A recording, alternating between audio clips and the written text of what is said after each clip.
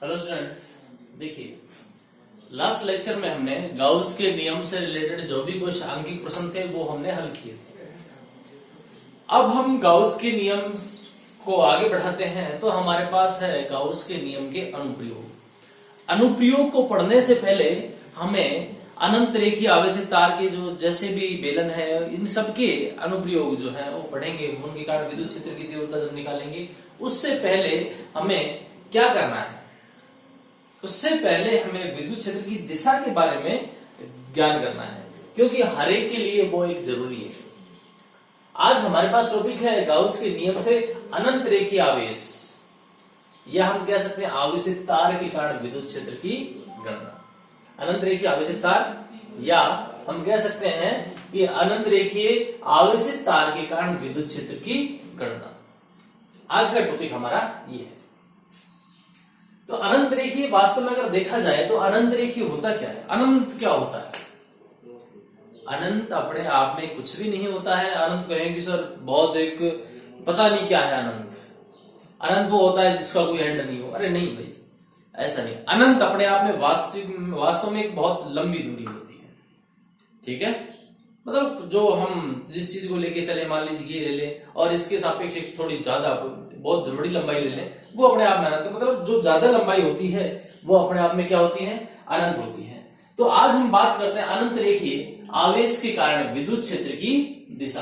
किसके कारण? अनंत रेखीय आवेश के कारण विद्युत क्षेत्र की दिशा। अनंत रेखीय आवेश के कारण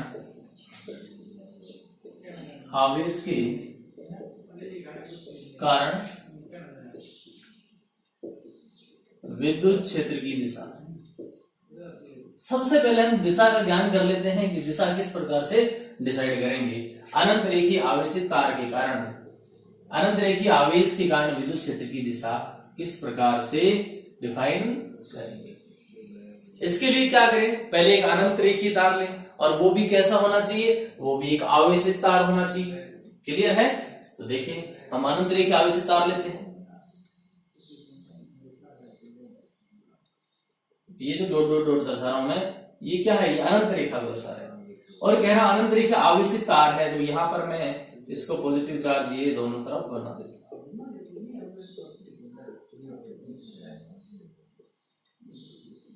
इस प्रकार से हम इसको बना सकते हैं।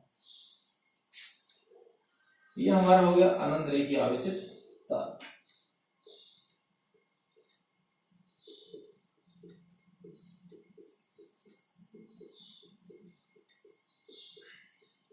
ये अनंत रेखीय आवेशित तार बना दिया हमने। डॉट डॉट किसको दर्शा रहा है? अनंत। मतलब अपने आप में वास्तव में एक बहुत बड़ी लंबाई है, इसलिए हमने इसको कहा अनंत रेखीय आवेशित तार, ठीक है। इसके हमारे पास क्या है? दो सिरे हैं, और ये दो सिरे क्या है? एक सिरा ए और एक सिरा बी मान लेते हैं इसको। एक सिरे क्या मान लेते हैं? ए, और दूसरे क्या मान लेते हैं? बी। कि माना ए बी एक अनंत रेखीय आवेश का भाग है। अब क्या करें? इसके ऊपर यहां इसके मध्य में एक बिंदु हम ले लेते हैं O। इस बिंदु O से R दूरी के ऊपर क्या कर लेते हैं? बिंदु P ले लेते हैं, और इस बिंदु P के ऊपर विद्युत क्षेत्र की तीव्रता हमें ज्ञात करनी है। कहां पर? यहां से O बिंदु लिया इसके मध्य में, और उससे R दूरी, स्मॉल r दूरी के ऊपर विद्युत क्षेत्र की तीव्रता निकालनी है। तो वहां पर क्या ले रहे हैं? हम एक बिंदु P ले रहे हैं। यानी हम बात करते हैं इस OP की। अगर यहां से ये जिसको O नाम दिया और इसको नाम दिया P, तो ये हमारे पास क्या हो गया? OP। और OP बराबर क्या हुआ? R। मतलब जो OP की जो डिस्टेंस है वो किसके बराबर हुई? वो स्मॉल r के बराबर होगी। अब मान लेते हैं कि ये जो AB है, ये AB एक अनंत रेखीय आवेशित तार है। इसका एक भाग यहां से एक अलमास ले लेते हैं, इसको A1, और इसको नाम दे देते हैं A2, और यहां से इस प्रकार से ड्रॉ कर लेते हैं इसको। इस प्रकार से इसको आगे की तरफ बढ़ा के और यहां पर मिला देते हैं, ठीक है। यहां पर मिला देते हैं। क्लियर है? ये हमारे पास बिंदु जो है P है, इसको आगे बढ़ाते हैं। जब इसको आगे बढ़ाएंगे तो इसको भी आगे बढ़ाना पड़ेगा, और ये भी हमारे पास आगे इस प्रकार से। अब ये विद्युत क्षेत्र की दिशा में ही हमने इसको कहां बढ़ाया, जो OP बराबर R हमने लिया है उसी दिशा में इसको आगे बढ़ाया है। अब देखिए यहां पर भी एंगल अल्फा मान लेते हैं, यहाँ पे ये एंगल बना अल्फा, ये भी हमारे पास क्या हो गया अल्फा, ये अल्फा एंगल हमारे पास बनेगा। अब देखिए इसको जब हम घटकों में विभाजित करेंगे तो हमारे पास यहाँ पर भी ये इस प्रकार से ये दोनों एक ही दिशा में घटक हैं और ये इसके लंबवत घटक हैं, और लंबवत जो घटक हैं DE sin अल्फा, और जो एक ही दिशा में जो घटक हैं वो कैसे रहेंगे DE cos अल्फा। तो यहां पर मैं इसको लिख देता हूं, दो घटकों में बांट लिया इसको, DE sin अल्फा, यहां पर भी DE sin अल्फा। आप चाहे तो DE1 sin अल्फा और DE2 sin अल्फा ऐसा लिख सकते हैं। यहां पर हम क्या करेंगे DE1 cos अल्फा और यहां पर क्या करेंगे DE2 cos अल्फा, ये हमारे पास क्या रह गया DE रह गया। इस प्रकार से हम इसको लिख लेंगे। हम चाहे तो इसको यहां पर भी इस प्रकार से लिखा जा सकता है, यहां पर हम DE लिख के छोड़ दें और इसी के ऊपर इस प्रकार से लिख दें DE cos alpha, DE1 cos alpha और DE2 cos अल्फा, इस प्रकार से भी लिखा जा सकता है। यानी हमने इसको क्या किया, घटकों में विभाजित कर दिया। जो हमारे पास ऊर्ध्वाधर घटक थे DE sin अल्फा या DE1 sin अल्फा और DE2 sin अल्फा, यहां पर हमने क्या किया DE1 cos अल्फा और DE2 cos अल्फा, इस प्रकार से इसको हमने क्या किया घटकों में विभाजित कर दिया। अब इसको ये जो बात हमने लिखी है, ये जो बात हमने कहा है उसको हम लिख लेते हैं कि माना AB एक अनंत रेखीय आवेशित तार है, माना AB एक अनंत रेखीय आवेशित तार, ये पूरा जो है हमारे पास AB एक आवेशित अनंत रेखीय आवेशित तार है। अब ये जो अनंत रेखीय आवेश तार है, इसकी इकाई लंबाई पर आवेश का मान कितना ले लेते हैं, लैम्डा ले लेते हैं। इसकी इकाई लंबाई पर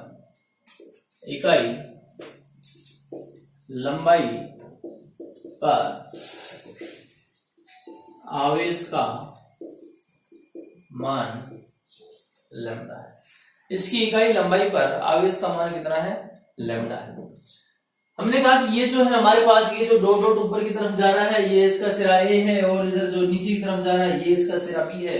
उसके बाद हमने यहां से इसके मध्य भाग से एक बिंदु O लिया और O बिंदु कहां पर जा रहा है, O बिंदु R दूरी के ऊपर एक बिंदु P को दर्शा रहा है और इस बिंदु P के ऊपर विद्युत क्षेत्र की क्या निकालनी है, हमें तीव्रता निकालनी है, विद्युत क्षेत्र की तीव्रता निकालनी है। उसके लिए हमने क्या किया DE1 sin अल्फा और DE2 sin अल्फा, इसके ऊर्ध्वाधर घटक और जो क्षैतिज घटक हैं DE1 cos अल्फा और DE2 cos अल्फा इस प्रकार से ले लिए। माना ये भी एक अनंत रेखीय आवेशित तार है और इसकी इकाई लंबाई के ऊपर आवेश का मान कितना है, लैम्डा। इस रेखीय आवेश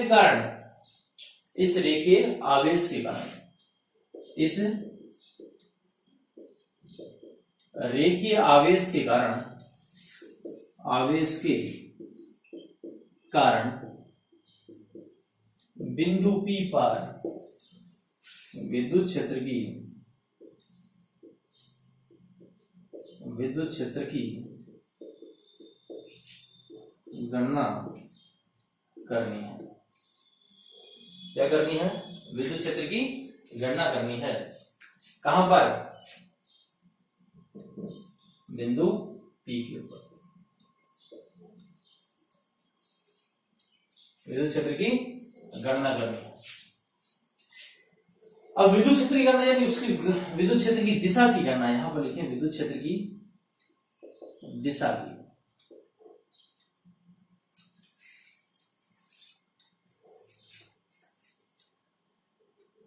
विद्युत क्षेत्र की दिशा की गणना करनी। कहां पर, बिंदु P पर विद्युत क्षेत्र की दिशा की गणना करनी है। अब देखिए बिंदु P पर, ये जो बिंदु P है यहां से O से हमने ये लिया बिंदु P, ये जो बिंदु P क्या है, माना यह दूरी OP बराबर क्या है R, यानी हमारे पास जो ये OP जो डिस्टेंस है ये वाली, इसको हमने क्या मान लिया, R मान लिया। यानी R दूरी के ऊपर बिंदु P स्थित है और ये बिंदु P क्या कर रहा है, ये OP को दर्शा, OP यानी OP के बीच की दूरी है, जिसको हमने किससे लिखा है, स्मॉल r से। अब कहते हैं बिंदु P पर विद्युत क्षेत्र की दिशा ज्ञात करने के लिए, कहां पर, यहां पर, इस पर बिंदु P पर विद्युत क्षेत्र की दिशा ज्ञात करने के लिए P के सम्मुख बिंदु पर, P के सम्मुख बिंदु, और P का सम्मुख बिंदु कौन सा है, O, तो P के सम्मुख बिंदु पर, यानी P का सम्मुख बिंदु क्या है, O, को निर्देश मानकर सममित परत के दो समान लंबाई के अल्पांश ले लेते हैं, जो हम पहले ही ले चुके हैं। किसको, बिंदु P के सम्मुख बिंदु O को निर्देश बिंदु मानकर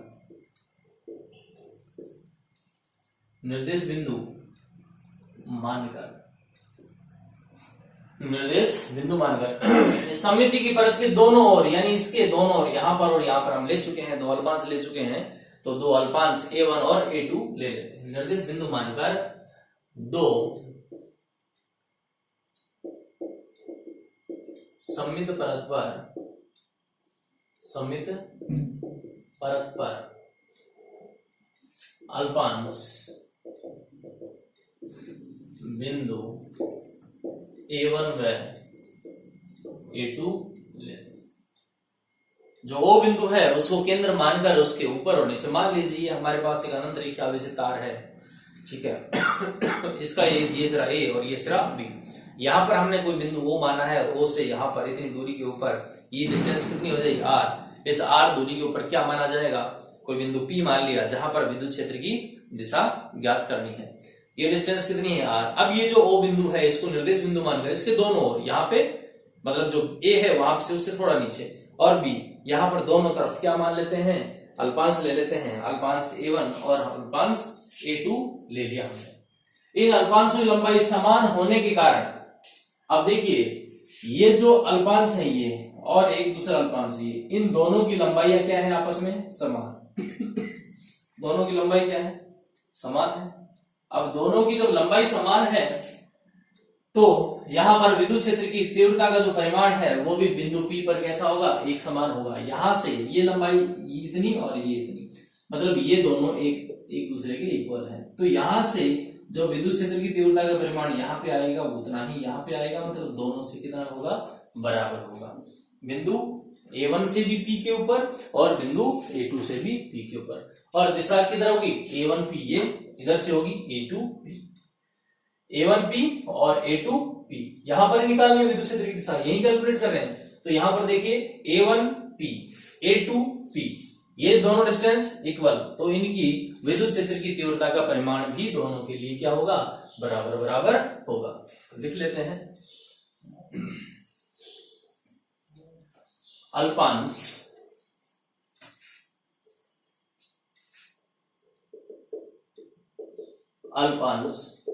A1 व A2 की बिंदु P से दूरियां समान है, अतः इनके कारण बिंदु P पर विद्युत क्षेत्र की तीव्रता, विद्युत क्षेत्र की तीव्रता का परिमाण भी समान होगा, तीव्रता का परिमाण भी समान होगा। क्यों समान होगा, क्योंकि जो हमने निर्देश बिंदु O के दोनों तरफ जो बिंदु लिए हैं, और दोनों तरफ बिंदु कौन कौन से लिए, एक तरफ लिया है A1 और दूसरी तरफ लिया है A2, वो दोनों दूरियां क्या है, समान है। तो वहां से बिंदु P के ऊपर जब हम विद्युत क्षेत्र की गणना करेंगे तो उनकी तीव्रता कैसी आएगी, समान आएगी, परंतु दिशा इधर होगी, समान होगी पर दिशा समान होगी। हम लिख लेते हैं, परंतु दिशा A1P व A2P होगी, किधर होगी, A1P और A2P होगी। किसकी दिशा? जो हम अल्पांश से लेते हैं, जहां पर विद्युत क्षेत्र की तीव्रता के लिए बात कर रहे हैं, उनकी दिशा A1P और A2P होगी। अब देखिए, अब आगे जो हम कर चुके वो इस DE को क्या करते हैं? घटकों में वियोजित करते हैं। डी को क्या करें? घटकों में वियोजित करते हैं। जब ये जो डी है, मतलब जो हमारे पास जो विद्युत क्षेत्र की तीव्रता निकालनी है बिंदु P के ऊपर, वो विद्युत क्षेत्र का जो अल्पांश हमारे पास D है, डी को हम क्या करेंगे? घटकों में वियोजित करेंगे। जब डीई को घटकों में वियोजित करेंगे तो हमने देखा यहाँ पर डीई साइन अल्फा यानी DE1 साइन अल्फा और DE2 साइन अल्फा दोनों कैसे हैं? परिमाण में समान और प्रकृति में कैसे हैं? विपरीत हैं, यानी एक दूसरे के परस्पर विपरीत हैं ये। इसलिए DE1 साइन अल्फा और DE2 साइन अल्फा दोनों एक दूसरे को क्या कर देंगे? कैंसिल कर देंगे।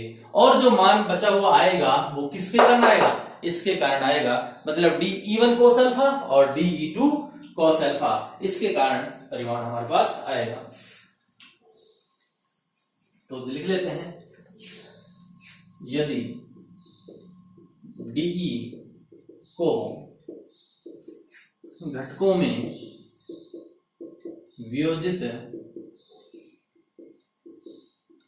किया जाए तो घटकों में वियोजित किया जाए तो DE1 cos अल्फा व DE2 cos अल्फा परस्पर जुड़ जाते हैं। DE1 cos अल्फा और DE2 cos अल्फा परस्पर क्या होंगे? जुड़ जाएंगे। और DE1 sin अल्फा और DE2 sin अल्फा परस्पर विपरीत है। ये एक ही दिशा में था इसलिए ये जुड़ गए, जबकि हमारे पास ये विपरीत दिशा में है इसलिए एक दूसरे को क्या कर देते हैं? कैंसिल आउट कर देते हैं। तो आप देखें क्या लिखें, यदि DE को घटकों में वियोजित किया जाए तो DE1 cos अल्फा और DE2 cos अल्फा परस्पर जुड़ जाते हैं, क्योंकि दोनों एक ही दिशा में है। दोनों एक ही दिशा में है। कौन कौन? DE1 cos अल्फा और DE2 cos अल्फा तथा DE1 sin अल्फा व DE2 sin अल्फा परस्पर विपरीत हैं, अतः एक दूसरे को